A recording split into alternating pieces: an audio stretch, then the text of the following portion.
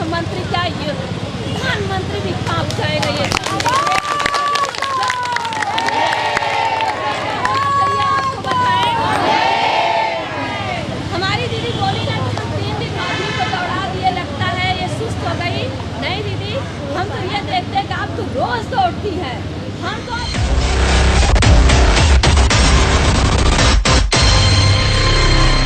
24 तक न्यूज में आपका स्वागत है। मेरा नाम मोहम्मद जैफ है। लखनऊ के इको गार्डन में मैं खड़ा हुआ हूँ। ये हमारे पीछे आंगनबाड़ी की महिलाएं हैं जो सरकार से अपनी मांग पूरी करने के लिए यहाँ पर पीछे दिनों काफी दिन यहाँ पर बैठी रहीं और इनको आश्वासन दिया गया 7 दिन के लिए। तो इनका जो धरना था वो 7 दिन के लिए स्थगित कर दिया गया, लेकिन जब इनकी मांग नहीं पूरी हुई तो ये पुनः जो है यहाँ पर आकर बैठ गए। रात में मैंने कवरेज किया था, आप तक वो वीडियो पहुँचाया गया। आपने देखा कि रात में यहाँ पर 3 महिलाएं थी, लेकिन देखते देखते इनकी तादाद जो है वो बढ़ गई। तकरीबन यहाँ पर अगर अनुमान लगाया जाए तो 200 के आसपास महिलाएं हैं। अब इनका जो भीड़ है वो धीरे धीरे बढ़ेगा, लेकिन जब सरकार के मंत्री ने यह कह दिया था कि हम आपकी मांग पूरी करेंगे, 7 दिन का आप समय दीजिए, तो इनकी मांग आखिर क्यों नहीं पूरी हुई और ये लोग आखिर दोबारा फिर क्यों आ गए, इस बारे में हम बात इन लोगों से कर लेंगे। रात में जो बात किया शायद वो बात पूरी तरीके से निकल कर नहीं आई। क्या मामला था कि आप लोग दोबारा फिर आकर बैठ गई हैं? जी, हम लोग इसलिए आए हैं क्योंकि हमको लिखित आदेश नहीं मिला है। आश्वासन दिया था कार्य करने का, लेकिन उन्होंने कार्य नहीं किया। लिखित आदेश पे हम लोगों को ऐसे ही झांसा देते रहते, 5 साल से झांसा दे रहे हैं। अब हम आंगनबाड़ी बने, झांसे में नहीं आएंगे। क्या कहा था सरकार के यानी मंत्री महोदया ने, क्या कहा था आप लोगों से? महोदया ने कहा था कि आप लोग को मैं आश्वस्त कराना चाहती हूं कि आप लोग यहां से संतुष्ट होकर जाएंगी। जो भी वार्ता हुई, सफल वार्ता हुई। उन्होंने सफल वार्ता तो करी, सब बातों पर जो सहमति जताई, कुछ पर नहीं जताई, कुछ पर जताई, लेकिन जितने पर जताई, लेकिन लिखित में कुछ नहीं दिया।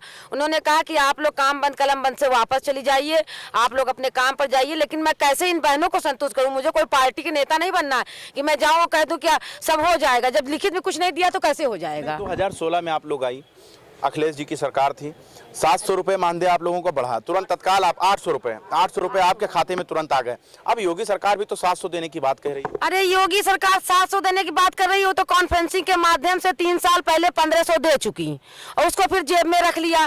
फिर उन्होंने 2021 में फिर उन्होंने 1500 दिया, उसका मानक चेंज किया, उसको प्रोत्साहन राशि कर दिया, फिर दिया 500, फिर उसको पोषण टेकर में बदल दिया, फिर उसको पोषण टेकर ऐप में बदल दिया। मतलब कि वो तो 4 साल से 4 बार दे चुकी है और हर बार दे करके जो है जेब में रख लेती है। देती नहीं है, देती हर बार है। 4 साल से दे ही तो रही, इसीलिए बैठ गए हैं। अगर बात किया जाए तो मंत्री महोदया जो है वो, लेकिन अगर वो महिला है तो आप लोगों के दर्द को क्यों नहीं सुन रही है? कोई दर्द नहीं क्योंकि वो ऊंची गद्दी पे बैठ गई है ना। जब इंसान ऊपर बैठ जाता है तो भूल जाता है कि नीचे भी जनता है, लेकिन उससे हम लोग उनको गद्दी से गिराएंगे। अब की बार हम लोग उनको भाजपा पे ना सीट देंगे ना कुछ देंगे, तब पता चलेगा जब जमीन पर आएंगी। जैसे जमीन पे हम लोग आज आंधी तूफान में हमारी बहनें बैठी हुई हैं, इस तरह की बारिश में हम लोग ठंड पे बैठे हुए हैं। मुख्यमंत्री जी को बिल्कुल भी हम लोगों पे दया नहीं आती है। हम लोग मौसम के बदलाव से आप लोगों का रुख नहीं बदलने वाला है क्या? अब तब तक रुक नहीं। आंधी हो या तूफान मिले, चलना ही अपना काम है, बढ़ना ही अपना काम है।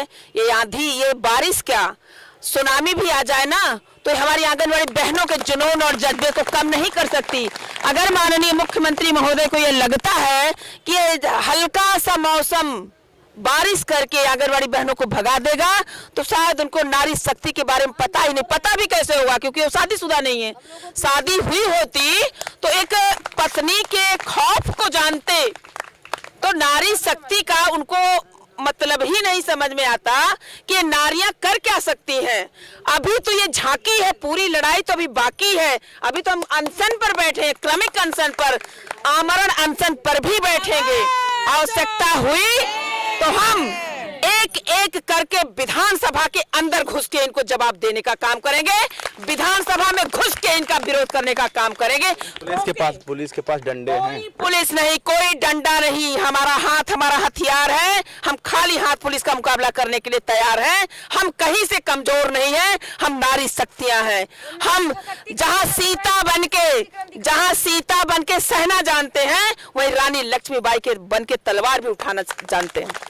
तो इन लोगों के अंदर जो रोष है वो आप देख सकते हैं और सुन सकते हैं इनको। इनका साफ कहना है कि हमारी मांग जब तक पूरी नहीं होगी हम लोग यहाँ पर बैठे रहेंगे, रात हो या दिन हो इससे फर्क नहीं पड़ता है।